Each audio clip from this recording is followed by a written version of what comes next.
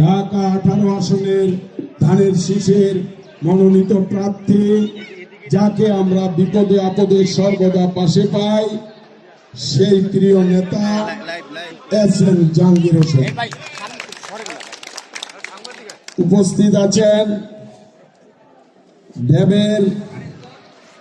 ড্যাবের সম্মানিত সহসভাপতি অধ্যাপক ডাক্তার রহিম স্বপন সহ ড্যাবের সিনিয়র নেতৃবৃন্দরা এবং সামনে উপবিষ্ট আমার দক্ষিণখান থানা তথা 47 নং ওয়ার্ডের সর্বস্তরের নেতৃবৃন্দ, ভাইরা, আজকে বক্তব্য দেওয়ার কথা না, আজকে বক্তব্য রাখবেন ডাক্তারগণ এবং আমাদের প্রধান অতিথি।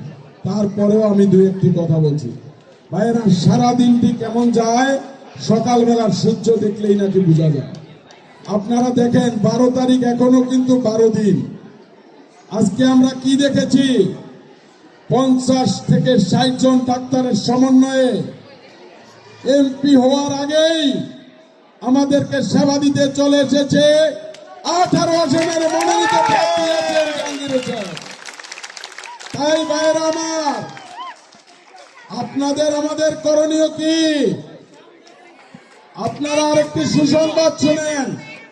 আমাদের প্রিয় নেতা এসএম জাহাঙ্গীর হোসেন আমাকে বলেছে একটি হসপিটালের জন্য জায়গা খোঁজার জন্য। অতএব আজকের অনুষ্ঠানে বেশি কথা বলবো না, কথা একটাই, আমরা সকলে 12 তারিখ সকালবেলা ফজরের নামাজ আদায় করেই আমরা সকলে ভোট কেন্দ্রে দাঁড়িয়ে যাব। কারণ কি জানেন? রাজাকারেরা আমাদেরকে আগেই লাইনে দাঁড়ানোর জন্য অপেক্ষা করতেছে। সেই রাজাকারদেরকে কি আমরা সুযোগ দিব? এইখানে কি রাজাকারের কোন স্থান হবে? 18 আসনে আমরা কোন রাজাকারের স্থান দেখতে চাই না। ভাইরা আমার, আমাদের প্রিয় নেতা এসএম জাহাঙ্গীর সাহেব কে মনোনীত করতে পারলে, বিপুল ভোটে যদি আমরা নির্বাচিত করতে পারি, তাহলে কিন্তু আমরা মন্ত্রী পাবো। ভাইরা আমার, তাই কি আমরা সকলে মন্ত্রী চাই?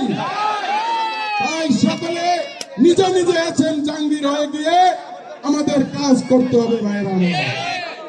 ভাইরা, আজকের এই অনুষ্ঠান আয়োজনে সহযোগিতা করেছেন বিশেষ করে আমাদের ওয়ার্ডের সভাপতি আলামিন সরকার এবং যুব আমাদের সকলের প্রিয়জন জনাব আক্তার হোসেন।